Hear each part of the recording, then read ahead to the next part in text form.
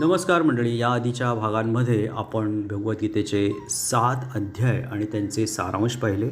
आजपासून आपण 8व्या अध्यायाला सुरुवात करूया. अध्यायाचं नाव आहे अक्षर ब्रह्मयोग किंवा भगवत प्राप्ती.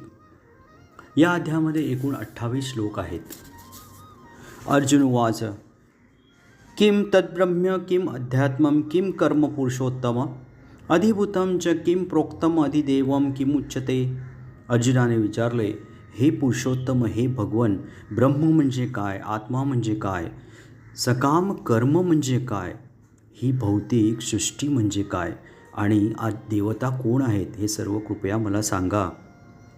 अधियज्ञः कथं कोऽत्रं देहेऽस्मिन् मधुसूदन प्रयाणकाले च कथं न्ययोऽसि नियतात्मभिः. हे मधुसूदन, यज्ञांचा अधिपती कोण आहे आणि या देहामध्ये तो कसा निवास करतो.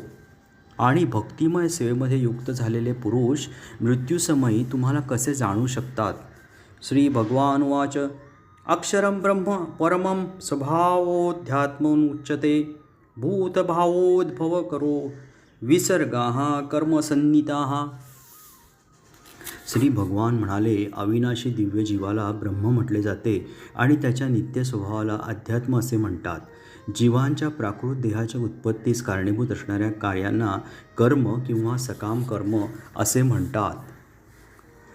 अधिभूतं क्षरो भावः पुरुषाधिदैवतम् अभियज्ञोऽस्यमेवात्र देहे देहभूतां वर. हे देहधाऱ्यांमध्ये श्रेष्ठ अर्जुना, निरंतर परिवर्तनशील असणाऱ्या भौतिक प्रकृतीला अधिभूत असे म्हणतात. चंद्र सूर्यासारख्या देवदेवतांचा समावेश असणाऱ्या परमेश्वराच्या विराट रूपाला अधिदैव असे म्हणतात. आणि प्रत्येक देहधारी जीवामध्ये परमात्मा रूपाने मी पुरुषोत्तम भगवान वास करतो आणि मलाच अधियज्ञ, यज्ञांचा अधिष्ठाता असे म्हणतात.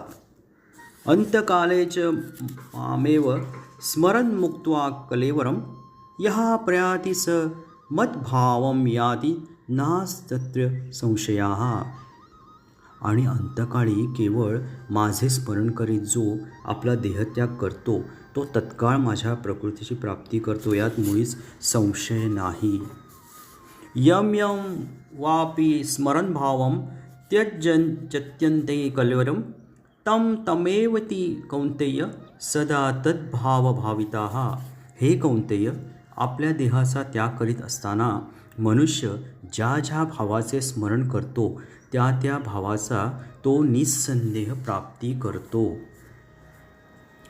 तस्मात् सर्वेषु कालेषु मां स्मर युध्यश्च मयर्पित मनोबुद्धिः मामेव यस्य संशयाः. म्हणून हे अर्जुन, तू सदैव माझे स्मरण करीत राहा आणि त्याचवेळी आपल्या युद्धरूपी स्वधर्माचेही आचरण करीत राहा. स्वतःची कर्मे मला अर्पण केल्याने आणि आपल्या मन तथा बुद्धीस माझ्या ठायी स्थिर केल्याने तुला निस्संदेह माझी प्राप्ती होईल. अभ्यासयोगयुक्तेन चेतसा नान्यगामिना परमपुरुषं दिव्यं याति पार्थान् उच्चिदन्य.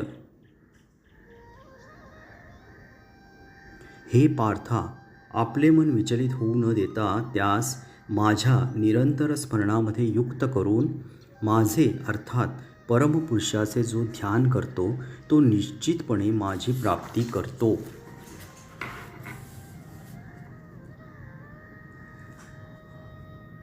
कविं पुराणम् अनुशासितारम् अणोः अणियान्सम अनुस्मरेत यः सर्वस्य धातारम् अचिंत्यरूपम् आदित्यवर्णं तमसः परस्तात्.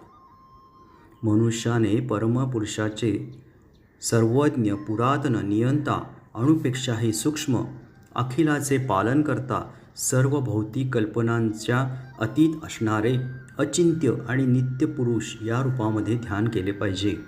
परमपुरुष भगवंत सूर्याप्रमाणे तेजस्वी असून भौतिक प्रकृतीच्या पलीकडे अर्थात दिव्य आहेत. प्रयाणकाले मनसाचलेन भक्त्या युक्तो योगबलेन चैव भ्रुवोः मध्ये प्राणान्वेष्य सम्यक् स तं परं पुरुषम् उप्येति दिव्यम. जो मनुष्य अंतकाळी 2 भुवयांमध्ये प्राणवायू स्थिर करतो आणि योग सामर्थ्याद्वारे अविचलित मनाने तसेच पूर्णपणे भक्तिभावित होऊन भगवत स्मरण करण्यामध्ये युक्त होतो, त्याला निश्चितच भगवंताची प्राप्ती होते. यत् अक्षरं वेदविदाः वदन्ति विशन्ति यत् यतयाः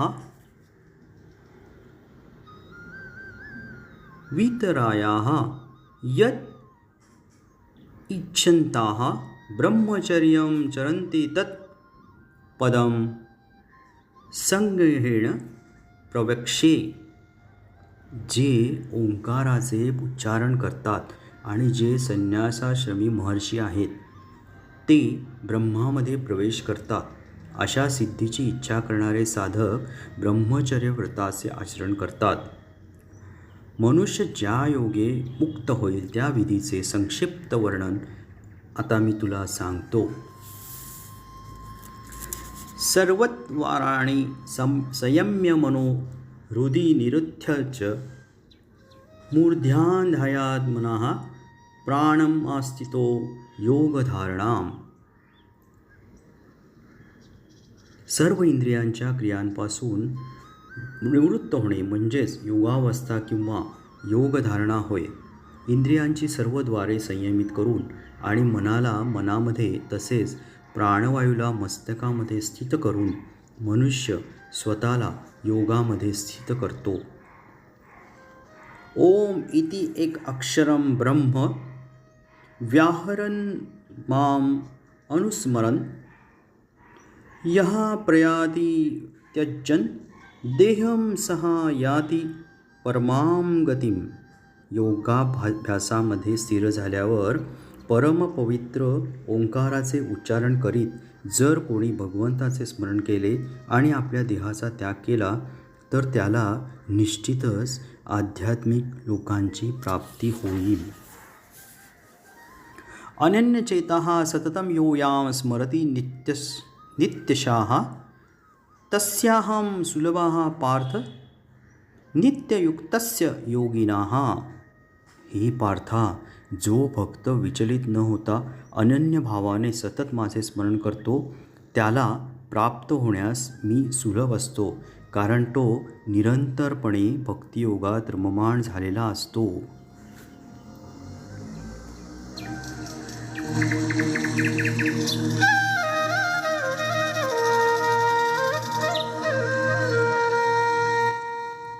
आठव्या अध्यायाचे पहिले 14 श्लोक आता आपण पाहिले.